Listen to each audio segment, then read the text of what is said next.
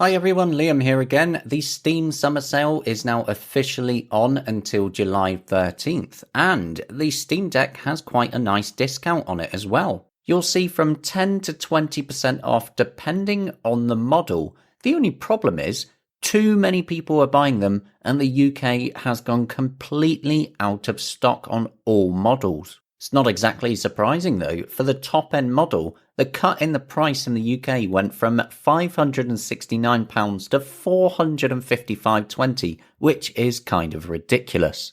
I've actually had quite a lot of comments across various social places from people in the UK a bit annoyed and kind of upset at Valve's lack of communication on stock levels. There's also a growing list of posts on Valve's own Steam Deck forum about this as well. I actually emailed Valve to ask about stock weeks ago and they didn't reply because the 64 and 256 gig models have been out of stock in the UK for ages now.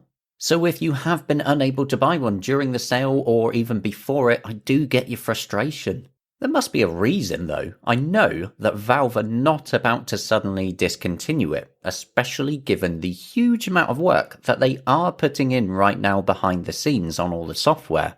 What I think is that they're just really prioritizing bigger markets like America, or they're gonna suddenly surprise us with an OLED deck, but I doubt that very much. What about the rest of the world though? Komodo are seemingly the only ones actually expanding the Steam Deck's reach and availability. It honestly feels like Valve just sort of stopped trying to actually expand where it's available. They're just too silent on availability in more countries, and it has been bugging me a bit. Don't they want people to throw their money at them?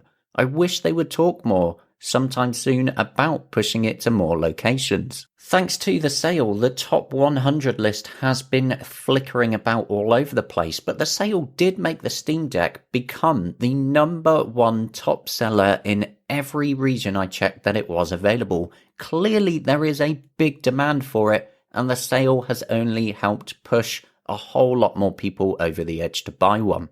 Checking back again today, a few days after the sale started globally, it's back to position 2 after dropping a little bit because it's sort of all over the place during the sale. But just wow, that is a lot of people rushing to buy the Steam Deck, and I just love to see it. Even with various competitors, the Steam Deck still represents serious value for money, and it has a good support record with Valve. So it's not really a surprise to see many continue to go for it, especially with the sale. I use mine pretty much every day without fail, from AAA games to Brotato and all sorts in between. So let this be a little welcome to all you new people. My problem with the competitors is pretty much the same as always though. They're just making too many of them. Ayaneo just announced yet another one with the Ayaneo Air 1S. I just don't trust these smaller companies on the software and hardware support long term for any issues. When they make one unit and then a couple months later they've announced again something else. I know why they do it though. They have tiny margins and they have to keep producing them to keep up the hype, the FOMO, fear of missing out, so that people will want to buy the latest generation of whatever they're putting out. But really, you're better off with a Steam Deck or even the ROG Ally because the bigger vendors like Valve and Asus are likely to give you a better long-term experience unless you really have multiple hundreds to blow often on something new. And it's an exciting time to be a Steam Deck and Linux fan because there's just so much constantly going on. We haven't even yet had the preview release of SteamOS 3.5, which is going to bring a whole bunch of new features. But when I know, you'll know. There's no date on that just yet.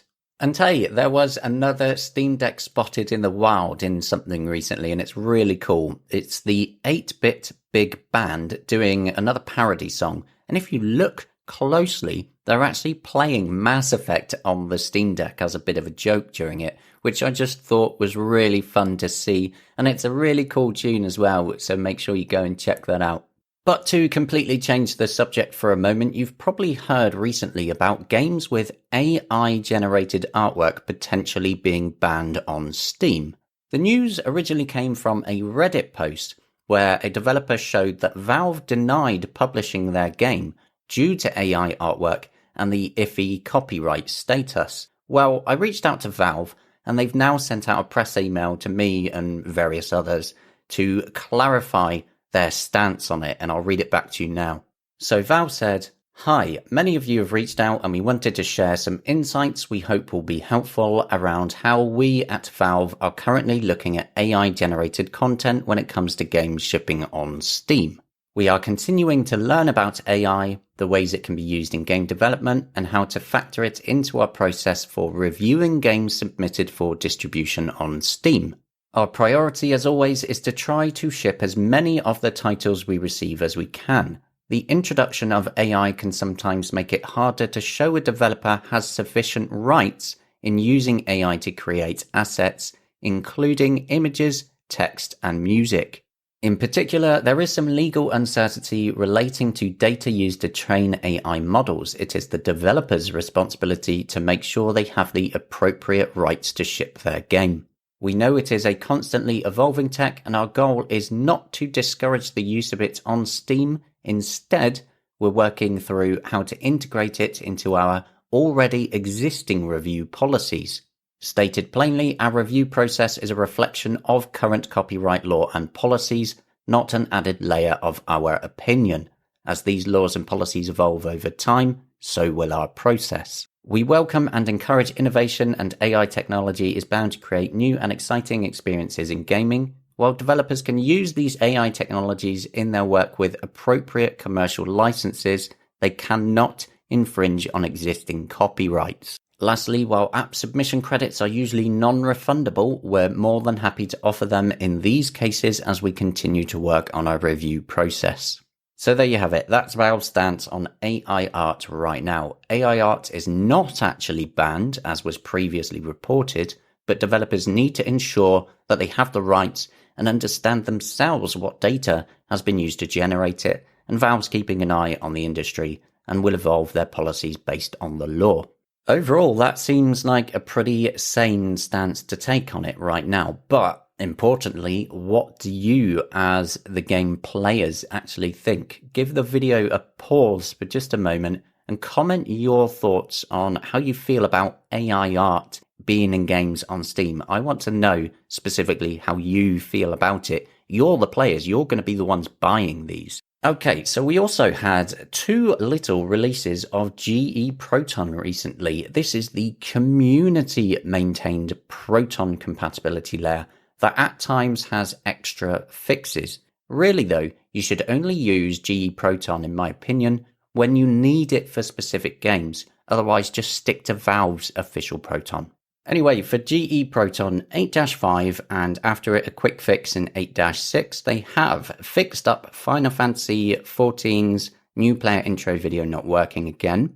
And since Gears 5 actually now works with easy anti-cheat without any special workarounds needed, if you did use GE Proton previously to play Gears 5, you will just need to remove a certain folder and then verify the integrity of the game files so that it re-downloads the originals. Apart from that, they also added a fix for Two Worlds audio. They've added a fix for APB Reloaded, and the rest of it is just updating all the things behind the scenes, like the DXVK and VKD3D Proton translation layers, which do the actual DirectX to Vulkan translation.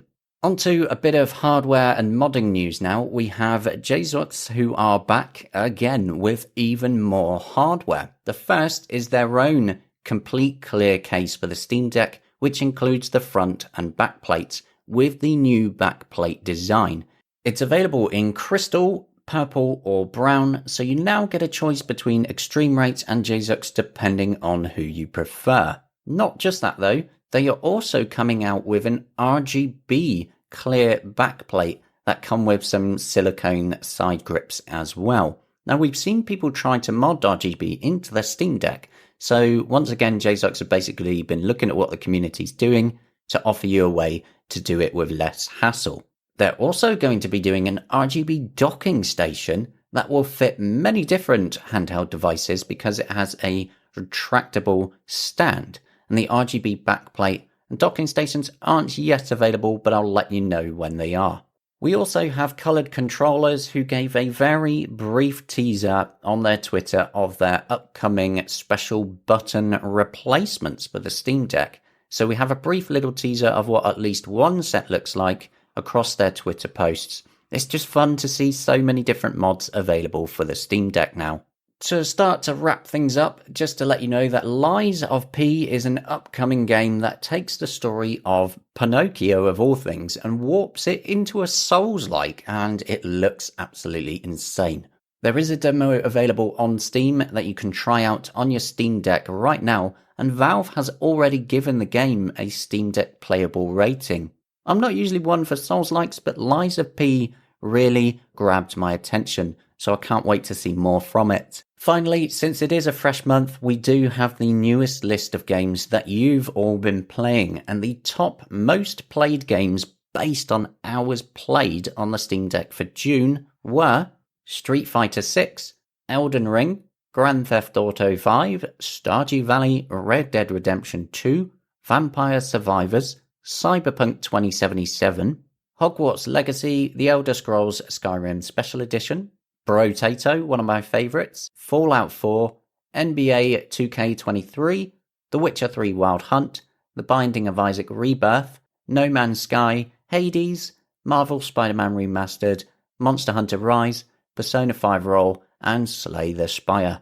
Be sure to leave me a comment and let me know exactly what you've been playing recently. Give your fellow listeners and watchers your latest recommendations of what to pick up and play on Steam Deck. But that's it for now. Thank you for coming along and watching, and I'll see you later.